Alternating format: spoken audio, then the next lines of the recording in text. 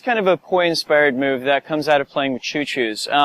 Namely, if you're not already familiar with the concept, a Chu-chu is just kind of taking one staff in a either shoulder or hip reel, while the other one is doing what's essentially, oh my god, the name is escaping me right now. I believe it's named after an 80s video game.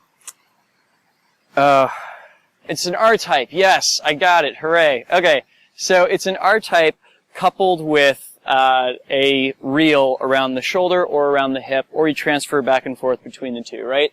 And it's called a Chu-chu because it looks a bit like how old school locomotives worked, where you had that little straight cam that was pushing around the wheel as it went around, yeah? Where I took this was into a place that I play with a lot in poi, where I'm looking for a relationship between the hand and the poi head, right? And specifically, I was looking to kind of maintain that relationship in an anti-spin context. So what it came out being is, as I started playing around with it, I would start shifting which end of the staff was going to have that point of contact, right?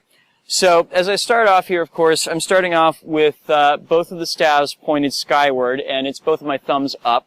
And as I drop in and around, I wind up in this place where my right hand thumb end is in connection with my my pinky side on my left hand. And when this connection happens, I'm going to switch up which end there's a relationship with, because it starts off being my right pinky, my left thumb. I'm now going to switch it over to my right thumb, my left pinky, and boom. There's kind of a little bit of guesswork involved in this because one of the staves is moving behind my body, but it's really not that big a deal. And essentially, every time I come back to that horizontal line, I'm switching up where the relationship is. And I can do this in either direction, really. Woo! At least I think I can. Get it? Because I'm playing around Chu-chus? I think I can. I'm not funny. Anyhow, so as we fold over, we can switch it back the other way. Oh, that's how it is. By reaching to the inside, yes? Fabulous. And of course, we can go back the other way. Like so. And again, the point here is to try and maintain that point of contact as we're moving around, right? Cool. So now we want to repeat this up on the top side. So now I'm working with a shoulder reel, and this one's a lot harder because there's a weird reach involved in it.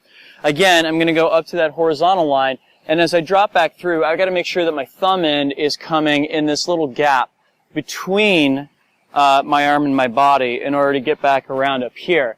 Now, when the pinky end comes down, it's no big deal, but from right here, I have that god-awful moment of having to reach down through my arm in order to maintain that relationship.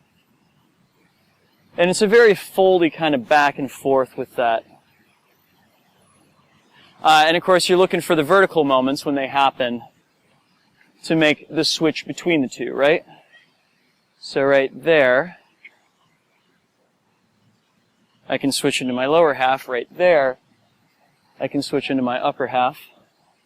And I'm deliberately making the choice to do this always when I've got thumb end up. I haven't tried it yet with thumb end down, but that strikes me as being a little uncomfortable. So it may be a little bit of a limitation on the move, but hey, so be it, right?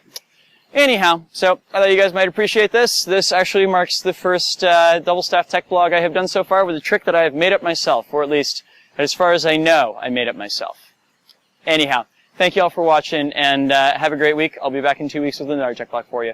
Peace.